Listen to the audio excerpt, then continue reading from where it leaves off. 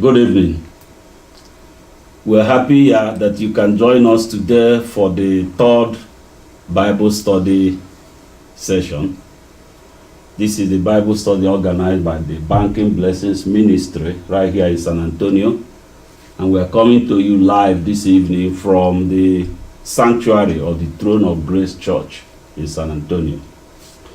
Today we're going to study the third lesson in our Banking Blessings series. We've already looked at a study on the image of God, and we've looked at a study on fill the earth and subdue it, in which God told us, God declared his purpose for creating human beings, and that purpose is all tied to be our playing the role of his provider assistant.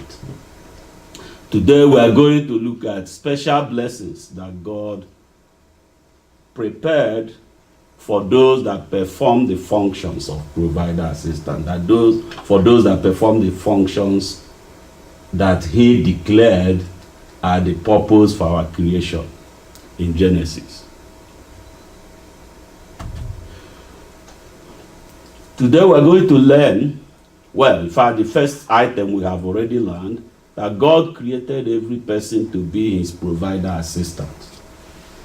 Created every person to help provide for other people, to help provide for other living and non-living things of the earth, such that whenever a need exists, God positions somebody to provide for that need.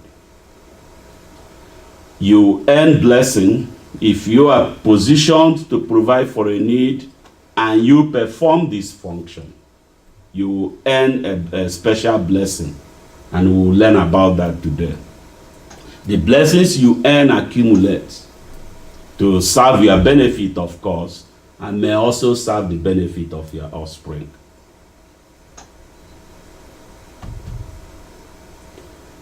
This is just a rehearsal of what we did last week, that God created human beings with an unlimited authority over the earth and its inhabitants. That authority gives us ownership of the earth. It also gives us rights and responsibilities under which we are supposed to seek and implement effective uses for the earth, and then use the capabilities of the earth that we have discovered through our exploration to provide for the needs of people, for the needs of other living and non-living things. We learned that this entails collective and individual responsibilities. All of the responsibilities are actually at the individual level, but they are also collective because the aggregate effect of individual activities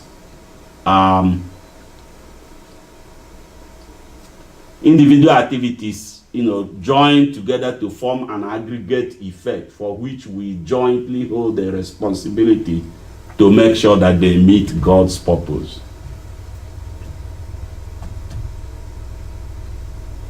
The individual responsibilities will learn focus on human relationships. And under this, we are supposed to seek understanding of individuals and community. What are the relationships? What are the interactions between individuals and community? How does an individual contribute to a community?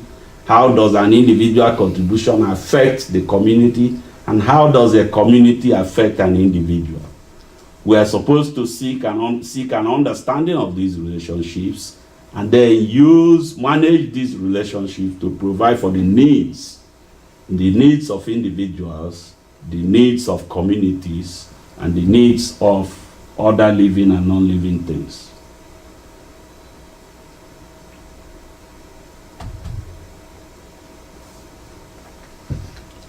The individual responsibilities were described by Christ through the parable of the Good Samaritan. We read that last week, but this is so central to what we are doing today that we need to read it again. So please read Luke 10, verses 25 to 37, the parable of the Good Samaritan. Luke chapter 10, verse 25. Now an expert in religious law stood up to test Jesus, saying, "Teacher, what must I do to inherit eternal life?" He said to him, "What is written in the law? How do you understand it?" The expert answered, "Love the Lord your God with all your heart, with all your soul, and with all your strength, and with all your mind, and love your neighbor as yourself." Jesus said to him, "You have answered correctly. Do this, and you will live." But the expert, wanting to justify himself, said to Jesus, "And who is my neighbor?" Jesus replied, "A man was going down from Jerusalem to Jericho and fell into the hands of robbers who stripped him, beat him up, and went off, leaving him half dead. Now by chance a priest was going down that road, but when he saw the injured man, he passed by on the other side. So to a Levite, when he came up to the place and saw him, passed by on the other side. But a Samaritan who was traveling came to where the injured man was, and when he saw him, he felt compassion for him. He went up to him and bandaged his wounds, pouring oil and wine on them. Then he put him on his own animal, brought him to an inn, and took care of him. The next day he took out 2 silver coins and gave them to the innkeeper, saying, "Take care of him, and whatever else you spend, I will repay you when I come back this way." Which of these 3 do you think became a neighbor to the man who fell into the hands of the robbers? The expert in religious law said, "The one who showed mercy to him." So Jesus said to him, "Go and do the same." What Christ was telling us through the parable of the Good Samaritan is that when there is a need, God will place somebody in position to provide for that need. And He expects us to do the best we can to explore what we can do. In the case of the parable of the Good Samaritan, as you can see, the Samaritan recognized the need, that somebody needs help. He took the man, took him to an inn, and made arrangement for him to be treated. He didn't have all the money to pay for it. He paid what he could and said he will come back to check. What is central in this is, one, he recognized the need, then he did what he could. He did absolutely what he could. And in fact, he promised to do more. And this is what taking care of a neighbor, taking care of somebody that has a need, this is what it's all about. It's a very good example. This was a parable, but it describes a situation that can exist in so many different ways. And when somebody is in need, that person is weaker than you. If somebody needs a service that you've been positioned to provide, then the person is weaker than you relative to that service. It doesn't matter how strong or how rich or how poor that individual is. If somebody needs a glass of water, you have the upper hand. You have been positioned to provide that glass of water. If somebody needs something of greater magnitude than a glass of water, you are positioned to provide it, or even to lend a helping hand. At times it may be that you can do it yourself. At times it may be that what you need to do is to organize the resources to do it. But the most important thing is recognize the need, and then recognize what you can do to assist in providing for this need, and go ahead and do it. And then be committed to succeed. The perseverance. Because in order to be successful, you have to persevere. Success doesn't come easy. Often, the first thing you try is not going to work. In the case of the Good Samaritan, what he sought other people's help, because he took this guy to, the Bible said it was an inn, but it was a treatment place, maybe a hospital or maybe just a clinic somewhere, but it is a place that had the capability to treat him. He couldn't treat the man himself. He couldn't pay all the fees. He paid what he could and promised to come back. The central point here is when a need exists, God is going to position somebody to provide for that need. And as an individual, your responsibility is to recognize. If you don't recognize it, you are not excused. Like the chief priest and the Levite, when they both saw it and went away and took another way. So they didn't do it. If they pretended not to see it, they still did not do it.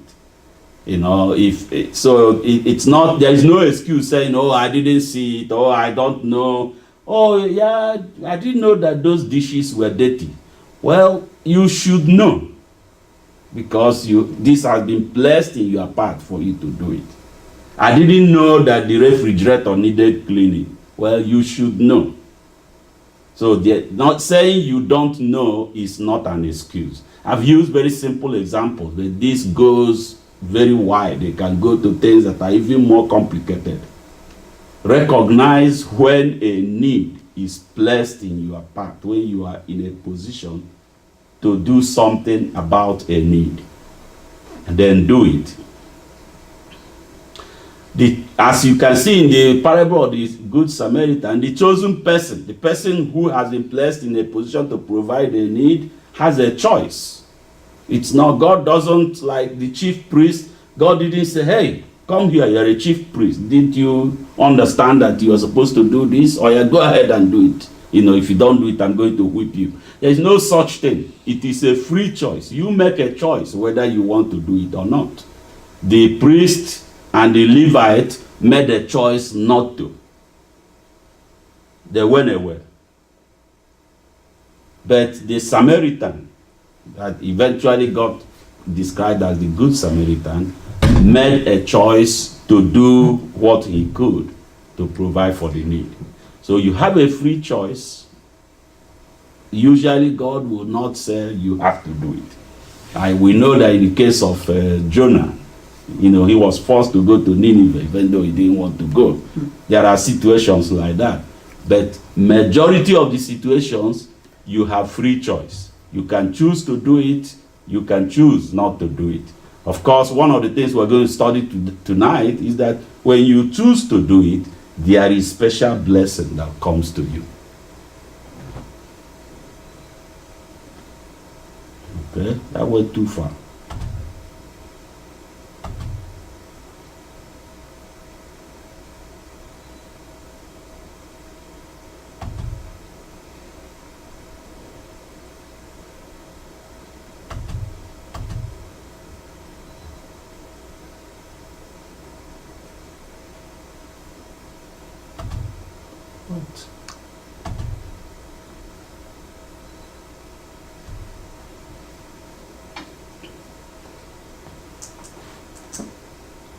And providing for a person in need is very important. It's so important to God that, in fact, in the parable that we read, the parable that led, the story, the inquiry that led to the parable of the Good Samaritan was somebody asked Christ, say, what must we do to inherit eternal life? So Christ identified the provider function, that is performing that function that God created us, as we were told in Genesis 1:28, that we were created to perform this function. Performing that function is central to God's purpose for our life. And Christ explained and said, this is what you must do to inherit eternal life. And in the same passage, I think it's in verse 28 or so, he said, do this and you will live. Where this is, recognize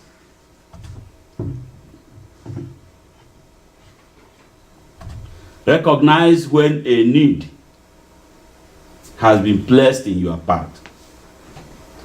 recognize the need that you have been positioned to provide, and then commit to providing for that need. And persevere until you are successful. Recognize the need, commit to providing for it, commit to doing what you can. At times, you may not be able to do everything yourself, but setting up, identifying the resources, maybe putting together a team. For instance, if your church needs a choir, one way you can help is get up and sing by yourself all the time. But if there are other people that can sing, you can organize them to provide, to become that choir that your church needs, to provide music to the church every Sunday.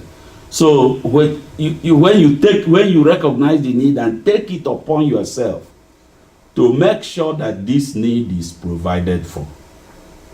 So you identify the things you can do, identify what other people can do, bring all the people together, and make sure that all the people are going to do their work. Some people may not do, and then drop from your team those that need to be dropped.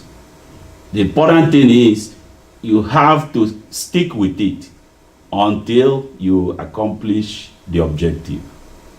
Then at that point, you have performed your provider function, and whatever you do also has to convey the image of God. You have to do it in a way that makes the receivers comfortable to receive it, in a way that makes them feel the hand of God in what you are delivering to them, in the service you are delivering. This is that is also key to the provider function, and that's what we learned in our first lesson on the image of God. That whatever you do has to convey the image of God, because God said He created us in His image to perform this function. So whatever you do, you have to bear in mind that you are doing it to serve a purpose. And one of the aspects of the purpose you have to serve is to convey the kindness of God, to convey the compassion of God to the person that is receiving the service.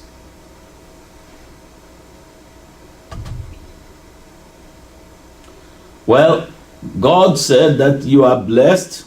You earn a blessing when you do this. It is described in the parable of the Good Samaritan, but we're going to read another version of it, basically the same story. This time it was Christ using a different parable, the parable of the sheep and the goat, in Matthew 25, verse 34 to 40.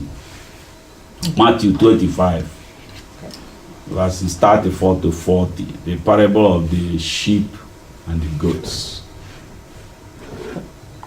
Then shall the king say unto them on his right hand, Come, ye blessed of my Father, inherit the kingdom prepared for you from the foundation of the world. For I was an hungered, and ye gave me meat. I was thirsty, and ye gave me drink. I was a stranger, and ye took me in. Naked, and ye clothed me. I was sick, and ye visited me. I was in prison, and ye came unto me. Then shall the righteous answer him, saying, Lord, when saw we thee an hungered, and fed thee, or thirsty, and gave thee drink? When saw we thee a stranger, and took thee in, or naked, and clothed thee? Or when saw we thee sick or in prison, and came unto thee? And the king shall answer and say unto them, Verily I say unto you, inasmuch as ye have done it unto one of the least of these my brethren, ye have done it unto me. Yes. Basically, Christ is saying there is special blessing that have been created with each of us at the time we were born. He said, take your inheritance, the kingdom prepared for you at creation. So here is a special blessing that was created for you, but it is like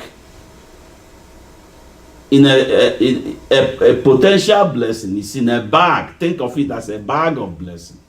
And then each time you perform a certain function, you earn from that bag. And Christ gave examples of the type of functions that you are expected to perform in order to earn from this blessing that was created for you at the time of your birth. That's a blessing that you were born to receive. And he listed the various things. He said, I was hungry, you gave me something to eat. I was thirsty, you gave me something to drink. I was a stranger, you invited me in. I needed clothes, you clothed me.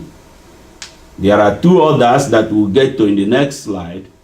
But if you look at these, they identify 5 basic needs. And everything that any person needs, that is needed by anybody at any time, can be described in terms of these 5 basic needs. The basic needs are hunger, thirst, shelter, protection in the form of clothing, that's protection from the elements, and then interaction from the other two. The other two are one is about somebody being sick, and I was sick and you came to visit me. The other one is I was in jail, I was in prison, and you came to comfort me. So it identifies hunger, thirst, shelter, protection, and interaction as 5 basic things that people need.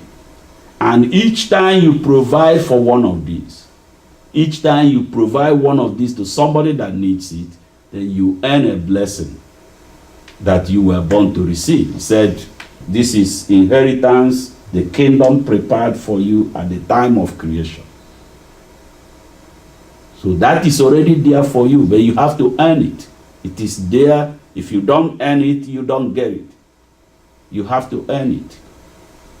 And the things you need to do to earn it can range from very simple things, like here. I mean, I was hungry, you gave me food. You shared your food with me. Or I was thirsty and you gave me a drink. So very simple things to very complicated things. But the complicated things, if you look at them, actually fall into one or more of these 5 basic needs that Christ identified.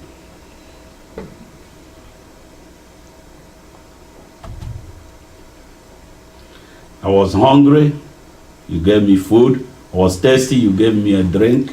I needed clothes, you clothed me. What's the other one? I missed one. Oh, I was a stranger and you invited me in. Then I was sick, you looked after me. This is talking about, interaction, compassion, not compaction. I was in prison, you came to visit me. You came to comfort me. So he said that whenever you do this for one of the less or weaker brothers of mine, we already defined weak. Whoever has a need that you are positioned to provide is weaker than you relative to that need. So he said, whatever you did for these weaker brothers of mine, you have done for me. Which means you have fulfilled. This is what you were created to do. In this passage, Christ didn't mention Genesis 1 verse 28. But basically that's what he was rehearsing. That Genesis 1 verse 28 or 26 to 28 define our purpose, why God created us. And here he's saying, when you perform this function for which you were created, here is a blessing you will get. So, the purpose, the benefit package, if I may call it that, and in the future we're going to look at the training program. There are 3 things that God created with us. He created us for a purpose, we created a benefit package for those that fulfill the purpose, and he created a training program to give us the opportunity to train ourselves. And that is the family, really. It's not a hidden thing. created a training program to help us to train ourselves to perform that function, which is train ourselves to earn these blessings that he has identified.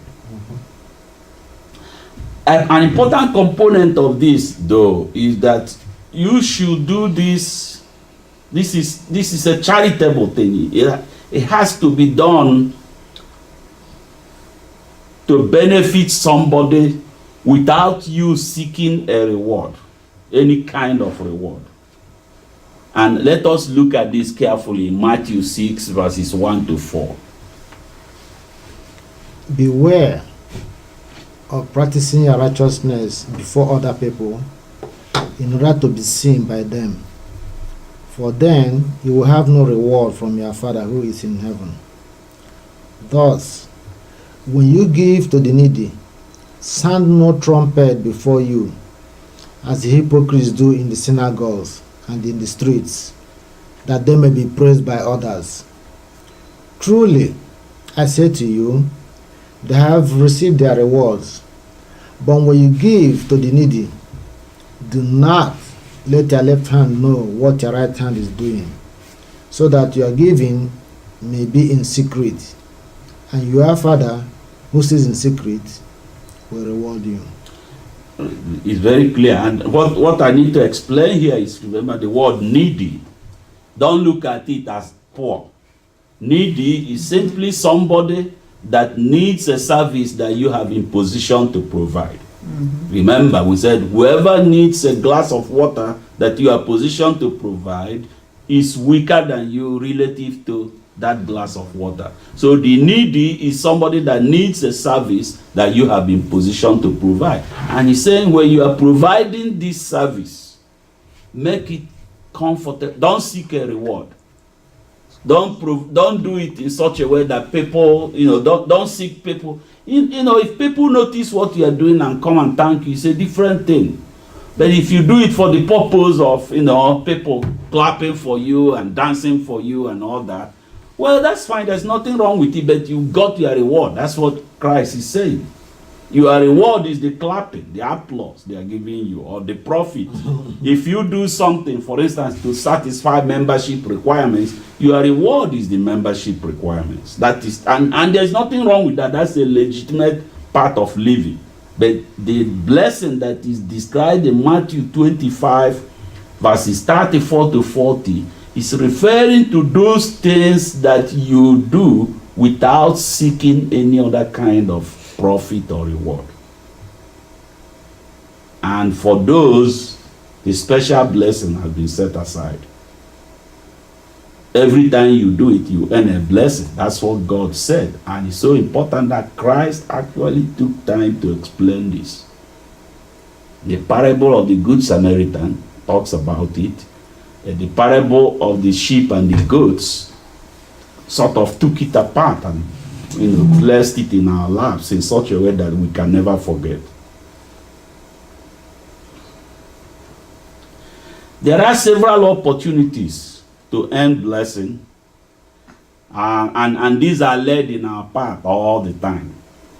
A person or a community has a need, recognize the need and how you can help, and then provide a service to address that need. You earn a blessing if the service is provided free. That is the one we've been describing. But as I said, there's nothing wrong with providing service for a fee. That is an aspect of life. You can also earn a blessing by doing that, but we're going to see the blessing you earn is dependent on other people. When you provide the service, the type of service described in Matthew 25 that we just read, then that is the blessing you earn is independent of any other person. It is between you and God. God said if you did this, you get the blessing. So if you do it, you get the blessing. So this kind of helps us distinguish between two types of blessing. The independent blessing that we have been talking about, and the dependent blessing that is dependent on other people. And let us look at that in a little more detail. So first, independent blessing This comes through free service, and it is the blessing that is described in Matthew 25, verse 34. Provide a service to benefit a person in need without expecting any profit or reward. That's what we read in Matthew 6, verses 1 to 4. Yeah, without expecting any profit or reward. Then when you do that, you earn blessing when the service is received. Now, here are two simple examples. One is, somebody needs a glass of water. You give the glass of water to the person. So the service is received right away and you earn the blessing right away. But how about you build a bench at a public park?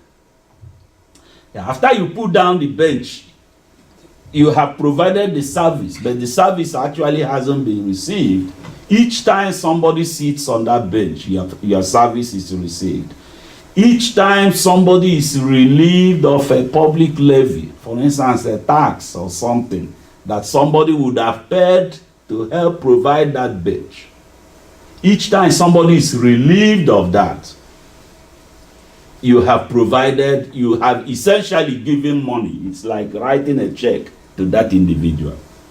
So you see that certain services you provide, actually their effects last a long time and may last several generations. The park bench is a simple example, but a lot of things you do actually have effects that propagate, and they are received at different times, different points in time. And each time you perform one of these functions, the blessing you earn is independent of the feeling, the action, the faith, or any action of any other human being. Is between you and God. God promised, he said, if you do this, you'll be blessed. So if you do it, you'll be blessed. It doesn't matter what your pastor thinks about it. It doesn't matter what your parents think about it. It doesn't matter what your teacher thinks about it. It doesn't matter what your senior brother or junior sister or whoever thinks about it. It is between you and God. If you do it, you get the blessing. There is another kind of blessing though. And this one we call dependent blessing. And that is the one that may occur when you offer a service for a fee. I've put this here deliberately to make sure that we don't get the impression we are being told that everything we do must be done free. No. No. You can do things for a fee. And in fact, you can earn blessings from things done for a fee. For example, let's say you are selling lemonade at a street corner, and somebody comes and buys the lemonade. Of course, your immediate reward is whatever profit you earn from the lemonade you have sold. And that's your immediate reward. However, if somebody that got that lemonade feels so happy about it that he turns around and prays blessing for you, then yes, you will be blessed, but it depends on the sincerity. Because somebody may say, God bless you, and doesn't mean a word of it. Then, yes, he was just talking. That's fine. He said, it's like a greeting. Mm-hmm. But somebody may actually from his heart feel so happy with this lemonade that he prays for you and say, oh, God bless, even though he paid you, he prays for you. Then yes, you will earn a blessing that has been conferred by that person. There are so many, this is a very simple example I've used. There are so many complicated situations. But the point is, when you identify a need, if you think that the best way to provide for the need is to do it through a fee service, go ahead. That is part of living. That's part of what God created us to do. Because even through that fee service, you may create opportunities for yourself or for other people to earn blessing. Even though you've gotten your reward, you are being paid for the service, that is fine, nothing wrong. So, based on your judgment, if you think that a fee service is more appropriate, go ahead and provide a fee service. If you think that free service is more appropriate, then go ahead and provide a free service. Each of them provides you an opportunity to be blessed. And each of them, while you are doing it, you are in fact doing what God created us to do, as we were told in Genesis 1:26 to 28.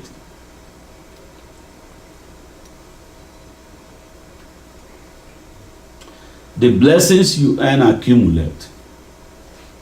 Obviously they accumulate for you, for your benefit through your lifetime, but they may also benefit your offspring.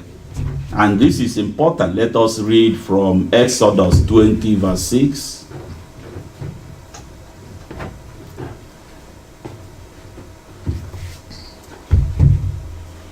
And showing covenant faithfulness to 1,000 generations of those who love me and keep my commandments. Yeah, and showing covenant faithfulness to 1,000 generations of people who love me. That is showing kindness.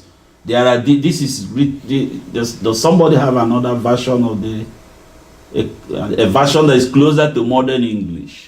What you read is fine. I have nothing against it. But there is another way. There is another expression of the sentence. What did you? Exodus 20 verse 6. 20. I mean, what version? This is ESV here. I Read did that. New English. Yeah, read what you have. Let's I see. think it's the same thing. But showing steadfast love to thousands of those who love me and keep my commandments. Yeah, okay. It's the same thing by showing, but this is God speaking, was talking to the Israelites. You know, he said, I'll show love, I'll show kindness to 1,000 generations of those who love me. We have a good example of this actually that I picked, and I was kind of lucky to run into, and that is the story of Ruth, the famous daughter-in-law.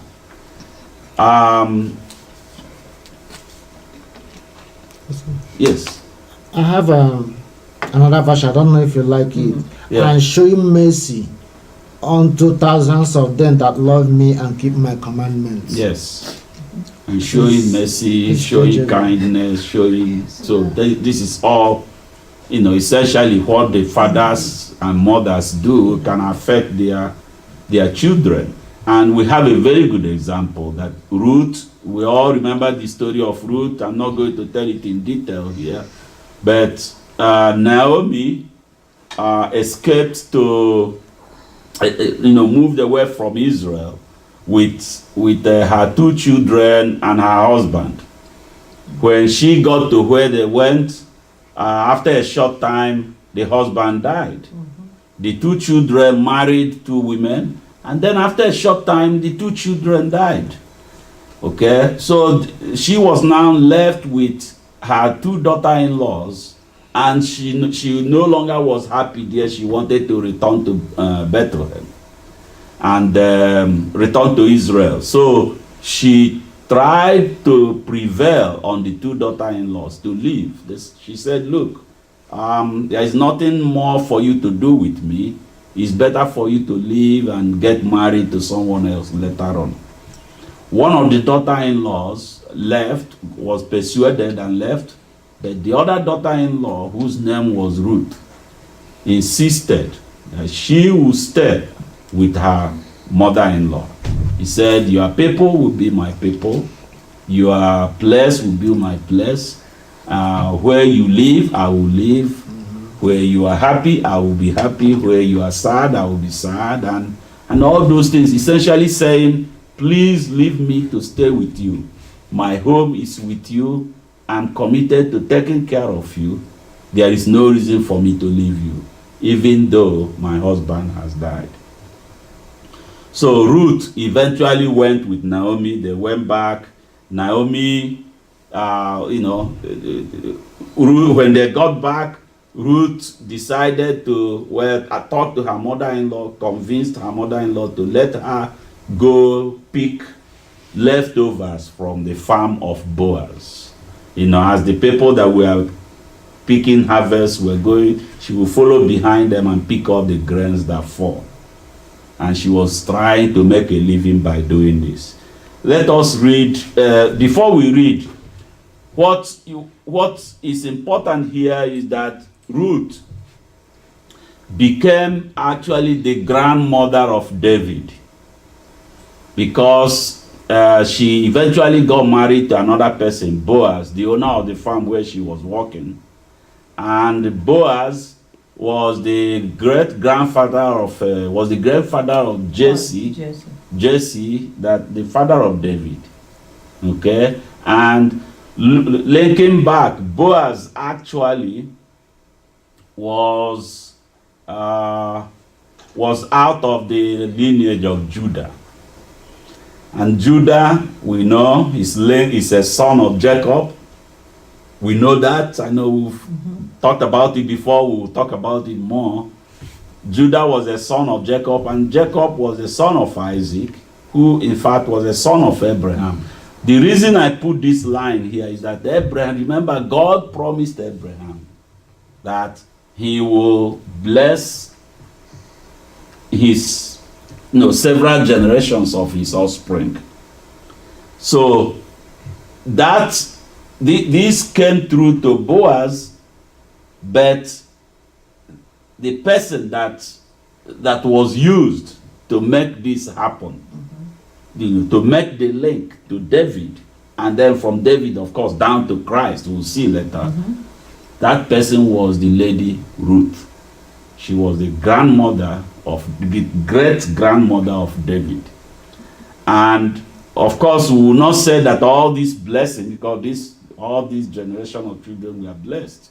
Of course, they inherited blessing from Abraham, but some of it, somewhere there, I think Ruth contributed something. They inherited something from Ruth. They inherited a lot, in fact, from Ruth. And we see that Ruth, read Ruth chapter 2. I have 2 to 9 here, but I want you to read 2 to 7, and then your sister will read 8 and 9. And Ruth the Moabitess said unto Naomi, Let me now go to the field, and glean ears of corn after him in whose sight I shall find grace. And she said unto her, Go, my daughter.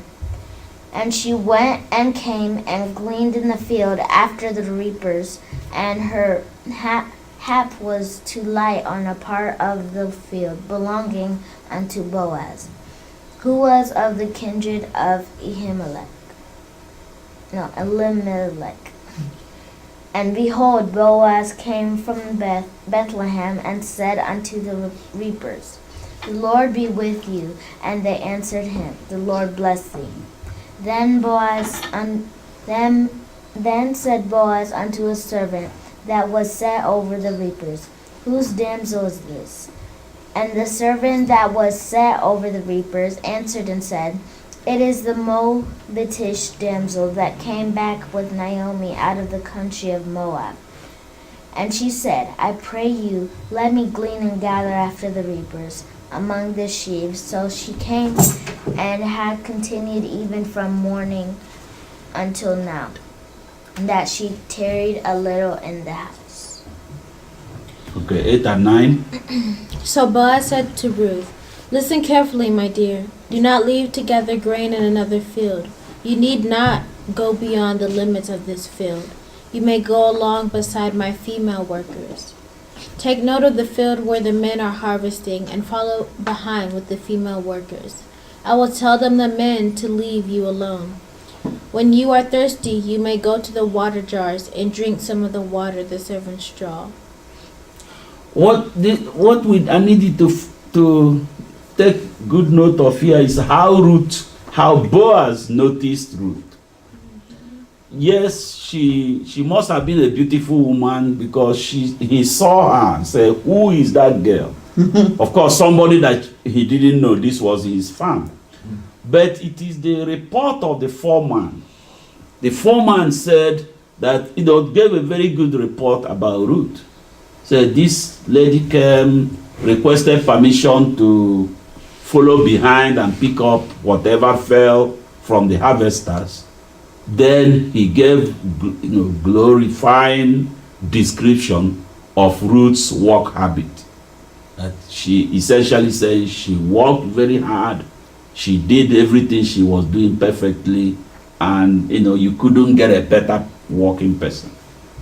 So it is that recommendation from the foreman that drew stronger attention to Boaz, that this is a special person. And from that point on, Boaz, gave her more access to the farm and said, look, just keep coming here. If you are hungry, eat, and we expect you to be working. Don't go to another field. This will be a place for you to work. And then, of course, through that special notice, then eventually they got married, and that is the story of another Bible study. But the point is, Ruth was noticed because of good habits at the place of work. And she went to that farm to do the most difficult things, really, to try to pick up grains that have already been thrown away. So that is a story of modesty. She got there in the first place because she wouldn't leave her mother-in-law. She felt that she had a responsibility to take care of this woman. It is true that being a young woman, she could leave and go and marry someone else, but she thought about the plight of this woman whose son she married and said that she would live with her. So that when you put all of this together, you see that this was a woman that did a lot of things that fall within the class of things that God created us to do. And she earned blessing that eventually accumulated and eventually benefited her offspring.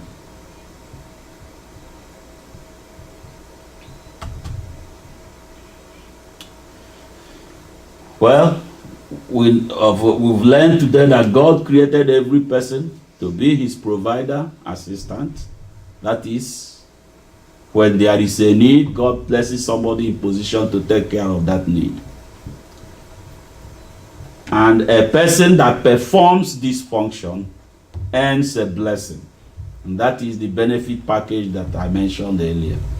God created this benefit package especially to encourage people to perform the functions for which he created us. And that function is, when a need exists and is placed on your path, recognize the need, recognize what you can do, and do it. The blessings you earn accumulate to your benefit and may benefit your offspring. Okay. Any questions or comments?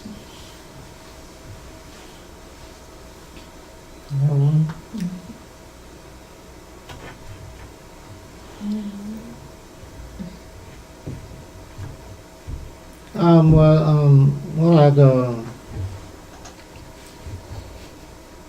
wanted to comment on the blessings we get when we try to perform a function, even though you gave an example. But with Noah, Jonah, when God gave him an instruction and he didn't do it, and then he got into trouble. I still believe that with us today, we still get in trouble like Jonah without when we felt the responsibility that God wants us to carry. Yeah. I still believe that there are consequences. Yeah. For neglecting responsibilities that God placed before us. Yes. There are consequences. As a matter of fact, it's in the same Bible passage, Matthew 25, We read 34 to 40 to emphasize the positive part. That is to highlight what you get if you do it. But the remaining part of that chapter actually talks about what happens if you don't do it. But that's not what we're teaching. We're teaching accumulation of blessing, banking blessing. Okay. So we're teaching what will happen if you do it. Okay. And that's where I want people to focus. Of course, if you want to read the negative, it's there. And I don't care what happens to you when you read it. Yeah. Okay. Yeah.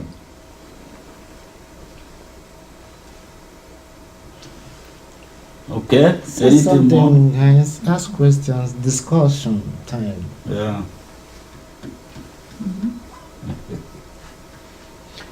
I know it was a blessing for me. I had never made the relation, even though it's right there, when you brought it out about the 5 basic needs, and we know Maslow's higher, Yeah.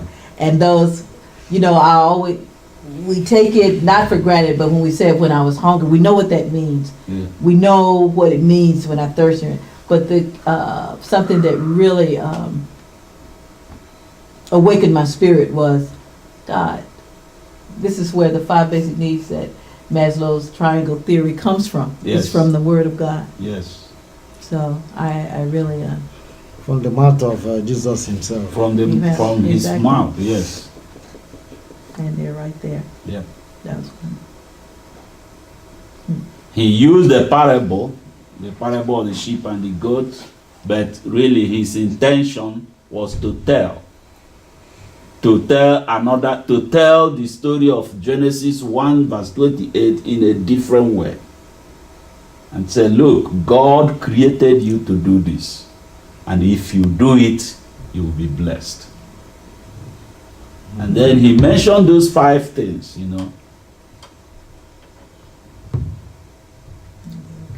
I think one of the exercises we'll do sometime in the future in the Bible study series is just go through different human needs and see how they fit into those 5. Because they do. Yeah. exactly. Yeah. In Ruth, they were talking about the blessing that she received when she went back to Beth. Well, it's not explicitly discussed, at least I haven't seen it. But the thing though is, if you look, can we question the great grandmother of David? David himself alone was a blessing to whoever his parents were. So, and of course, generations down, it was through David that we got Christ, actually. So, several generations of what is good today started with the woman, or somewhere started with the woman Ruth. So, she was, there's no doubt that she was blessed. Yeah. She earned it. Okay.